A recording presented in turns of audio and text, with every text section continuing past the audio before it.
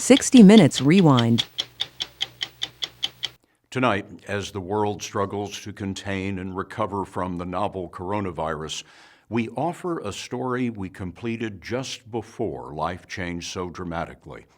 It is a story of history, hope, survival, and resilience, which has its roots in another time when the world was convulsed by crisis, World War II. This year marks the 75th anniversary of the end of that war and the liberation of concentration camps across Europe. Most of the survivors who remain are now in their 80s and 90s. Soon, there will be no one left who experienced the horrors of the Holocaust firsthand, no one to answer questions or bear witness to future generations. But as Lesley Stahl reports, a new and dramatic effort is underway to change that. Harnessing the technologies of the present and the future, it keeps alive the ability to talk to and get answers from the past. Hi, Aaron. Hello. Can I ask you some questions? You can ask me anything you want, within reason.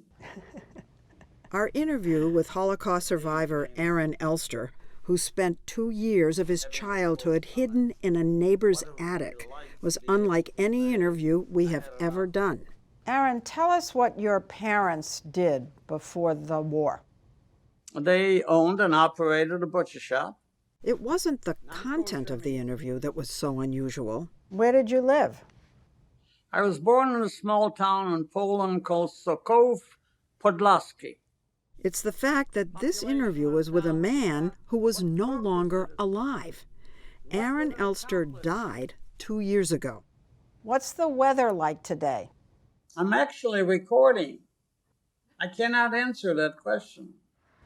The survivors were getting very old. Heather Mayo came up with the idea for this project. She had worked on exhibits featuring Holocaust survivors for years and wanted future generations to have the same opportunity to interact with them as she'd had. I wanted to talk to a Holocaust survivor like I would today, with that person sitting right in front of me, and we were having a conversation. She knew that back in the 90s. After making the film Schindler's List, Steven Spielberg created a foundation named for the Hebrew word for the Holocaust, Shoah. Come on ahead and sit on down. To film and collect testimonies from as many survivors as possible. You're rolling? They have interviewed nearly 55,000 of them so far and have stored them at the University of Southern California. But Mayo dreamed of something more dynamic, being able to actively converse with survivors after they're gone. And she figured in the age of artificial intelligence tools like Siri and Alexa, the technology had to be creatable. I've been involved in interviewing Holocaust survivors for over 20 years. She brought the idea to Stephen Smith, executive director of the USC Shoah Foundation, and now her husband. He loved it, but some of his colleagues weren't so sure. One of them looked at me. She was like, "You want to talk to dead people?"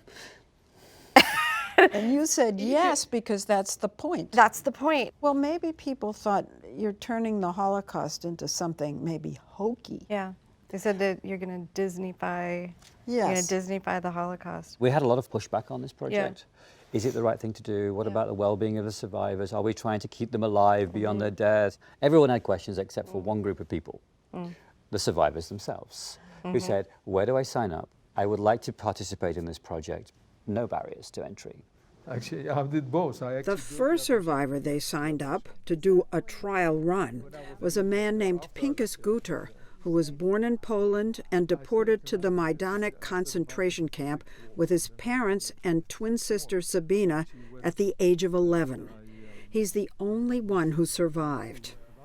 They flew Pinchas from his home in Toronto to Los Angeles and asked him to sit inside this. So you're in this dome? What? Yeah, I call it a sphere, they call it a dome, and then eventually it was called a bubble. A bubble surrounding him with lights and more than 20 cameras. What's our f-stop? The goal was to future-proof the interviews so that as technology advances and 3D hologram-like projection becomes the norm, they'll have all the necessary angles. So the very first day we went to film Pinchas, we had these ultra high-speed cameras that were all linked together and synced together to make this video of him. So we sit down and they press record, nothing happens. So Pinchas is sitting there with 6,000 LED lights on him and cameras that don't work. Can I go back to sleep now? Sunglasses shielded his eyes. When are we going to start? I was bored sitting in that chair, so I started singing to myself. So suddenly Stephen had this idea. Oh, he's singing. We're going to record some songs of his. He was such a good sport. He was a really good sport. Eventually, the cameras rolled, and Pinchas was asked to come back to the bubble for the real thing. How long were you in that chair? A whole week from 9 to 5. A week? We were there with breaks for lunch, but I was there from 9 to 5 answering questions. Oh my gosh. It took so long because they asked him nearly 2,000 questions. The idea was to cover every conceivable question anyone might ever want to ask him. Did you have to look exactly the same? I had to wear the same clothes, and I had 3 pairs of the same jackets, the same shirts, the same trousers, the same shoes. Every morning, Pinchas can now be seen in those shirts, trousers, and shoes at Holocaust museums in Dallas, Indiana, and here at the Illinois Holocaust Museum in Skokie outside Chicago, where visitors can ask him their own questions. What kept you going, or what gave you hope while you were experiencing hardship in the camps? We did hope that the Nazis would lose the war. Pinchas's image is projected onto an 11-foot-high screen. What we see here... Smith joined us to explain how the technology works. So what's happening is all of the answers to the questions that Pinchas gave go into a database. Then when you ask a question, the algorithm is looking through all of the database. Do I have an answer to that? And then it'll bring back what it thinks is the closest answer to your question. I'm going to try talking to Pinchas. Yes. All right? Yeah. Did you have a happy childhood? I had a very happy childhood. My parents were winemakers. My father started teaching me to become a winemaker when I was 3.5 years old. And by the age of 5, I could already read and I could already write. Wow, you're very smart. Thank you. I've noticed there's a little jiggle right before Pinchas starts to talk. What is that? What you're seeing here isn't a human being. It's video clips that are being butted up to each other and played. And as it searches and brings the clip in, you're seeing a little bit of a jump cut. The jump cuts stopped being distracting once we started talking about the fate of Pinchas's family. Tell us what happened when you got to the camp. As soon as we arrived there, we were being separated into different groups. And my sister was somehow pushed towards the children. And I saw her, she must have spotted my mother. So she ran towards my mother. I saw my mother. And she hugged her. And since that time, all I can remember whenever I think of my sister is her long, big, long, blonde braid. That was the last time he saw his twin sister, Sabina. He learned later that day that she and both his parents had been killed in the gas chambers. Pinchas was alone at age 11, put to work as a slave laborer. Did you ever see anybody killed? Unfortunately, I saw many people die in front of my eyes.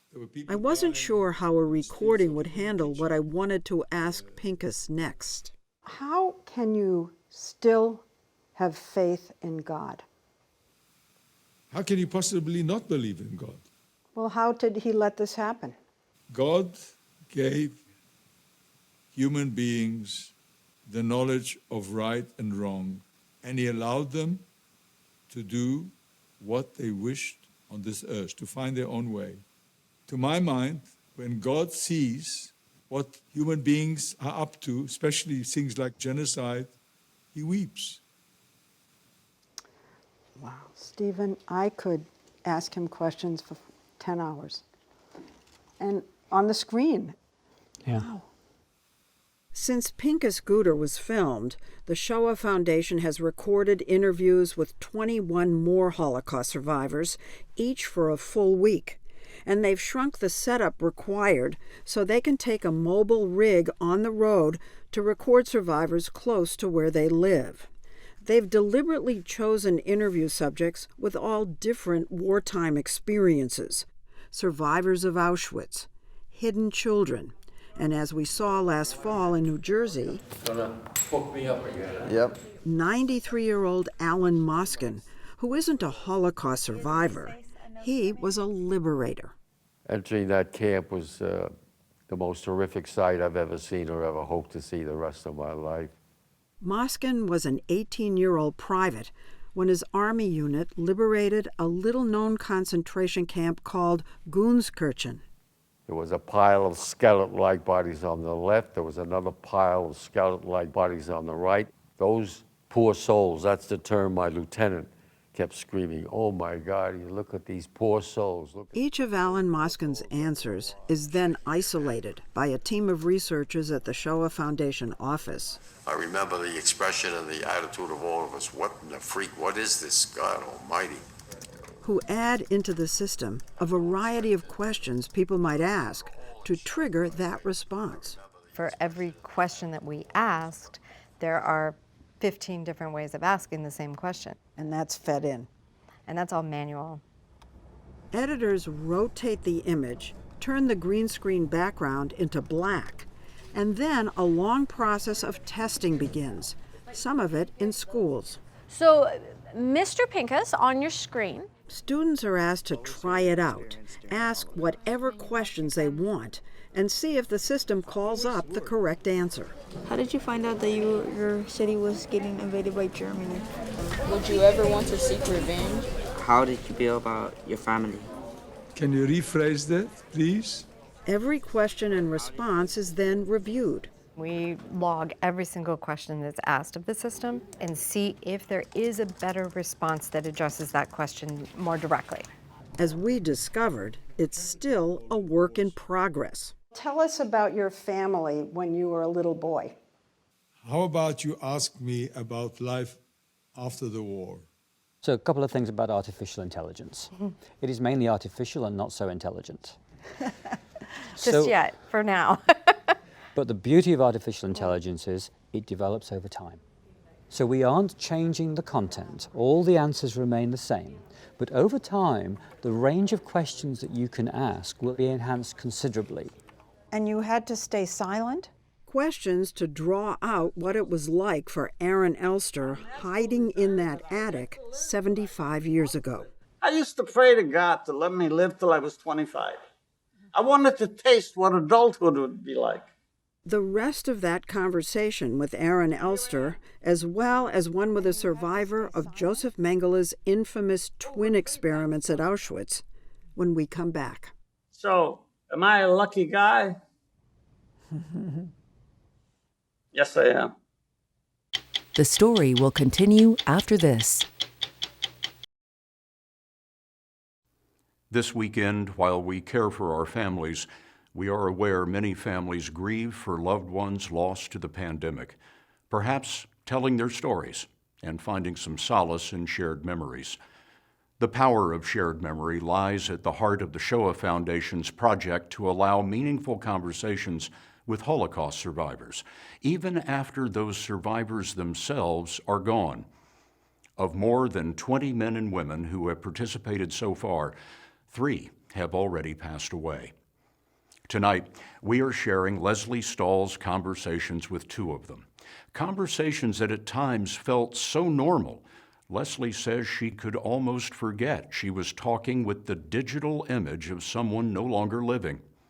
First, a spunky 4-foot 9-inch woman named Eva Kor, an identical twin who, together with her sister, survived Auschwitz and the notorious experiments of Dr. Joseph Mengele.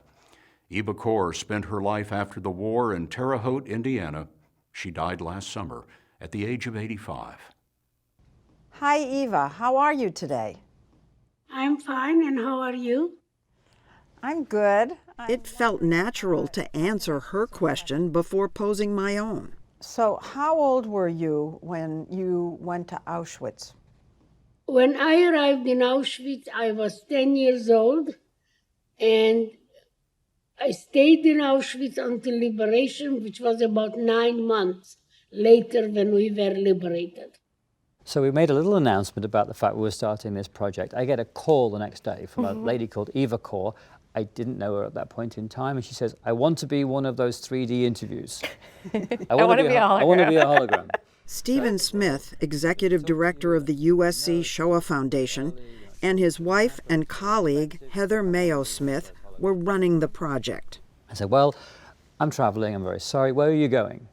Well, I've got to go to New York, I'm going to DC. When are you going to go to DC? I'm going to DC. Turns out we were going to the same event in DC. I arrive at my hotel, she's sitting in the lobby waiting for me. When Eva, on the right, and her twin sister Miriam arrived at Auschwitz, they were pulled away from their parents and older sisters and taken to a barrack full of twins.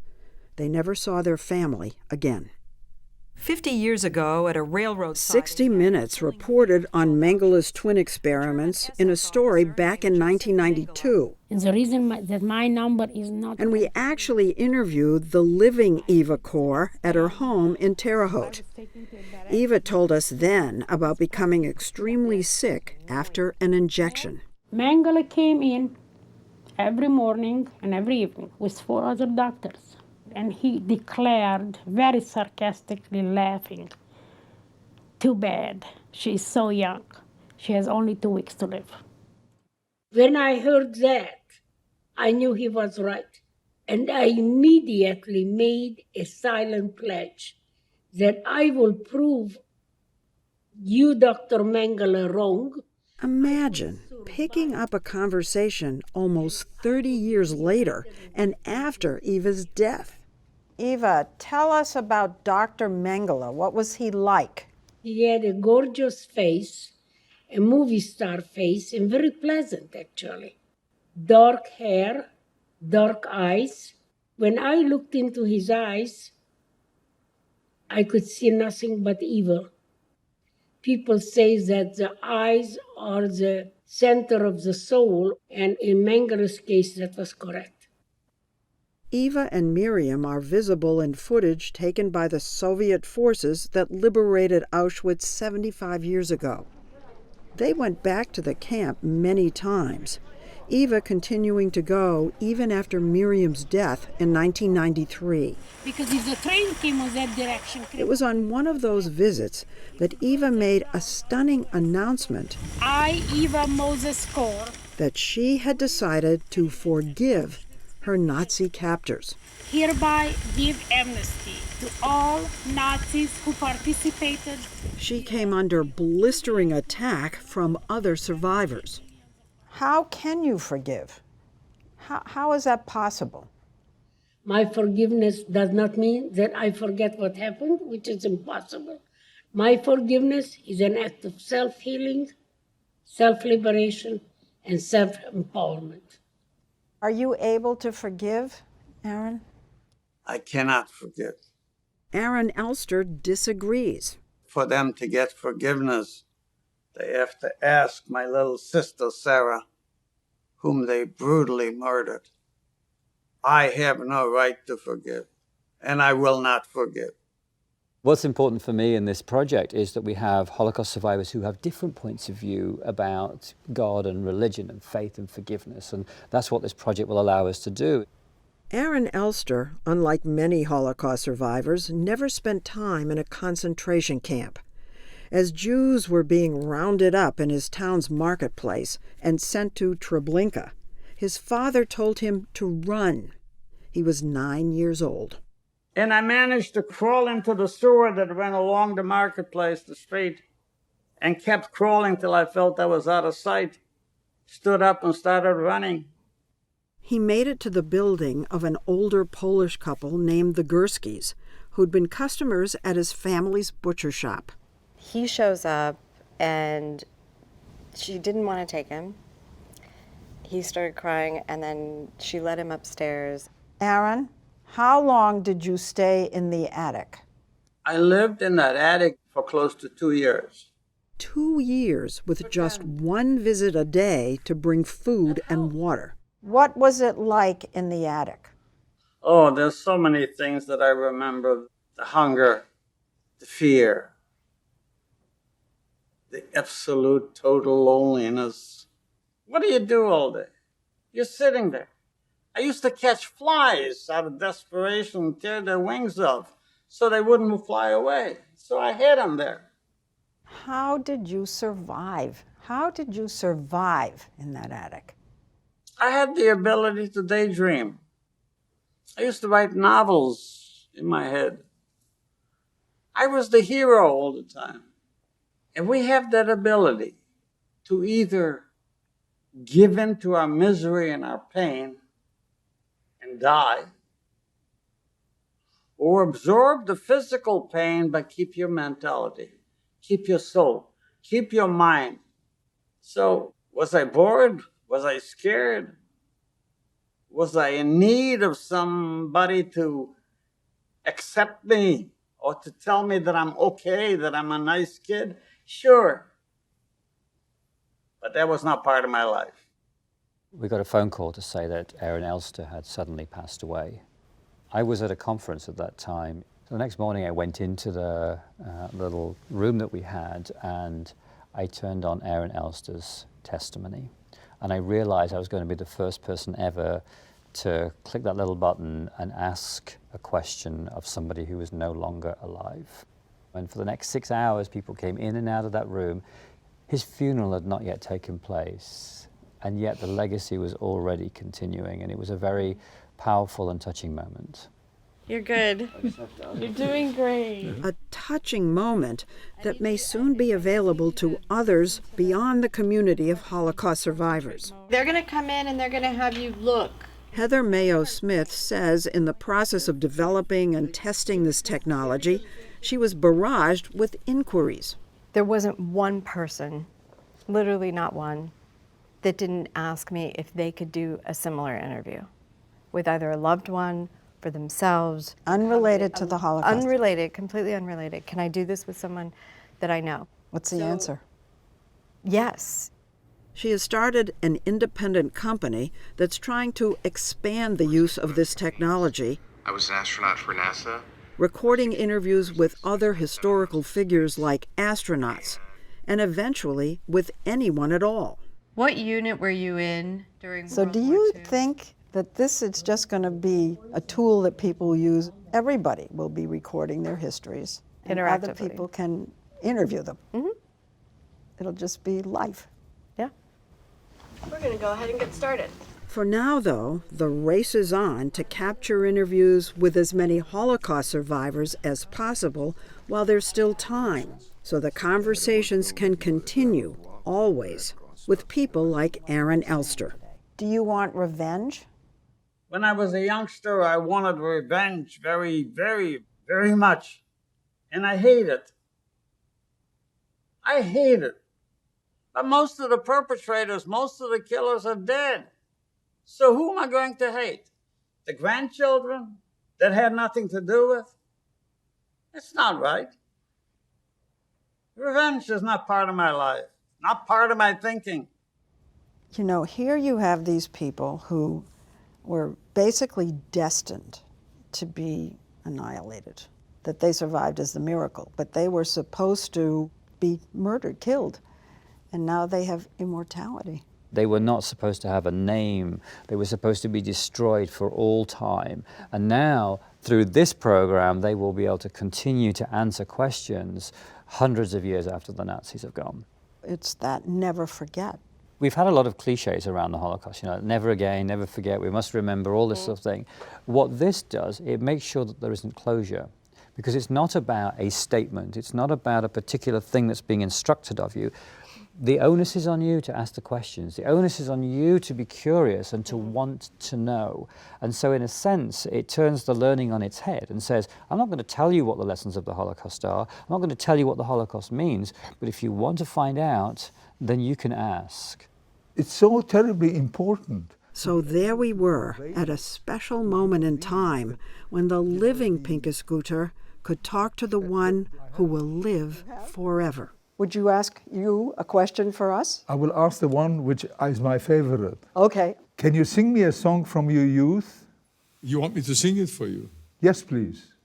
Jadą dzieci, jadą drogą, siostryczka i brat, i nawidzieć się nie mogą, jaki piękny świat. What does that mean? What is the song? Is it a happy song? Yeah, with a happy song, it's like a brother and a sister, which of course my twin sister, are traveling in the woods or on the road, and they can't get over how beautiful the world is. Oh my God. Jadą dzieci, jadą drogą, siostryczka i brat, i nawidzieć się nie mogą, jaki piękny świat.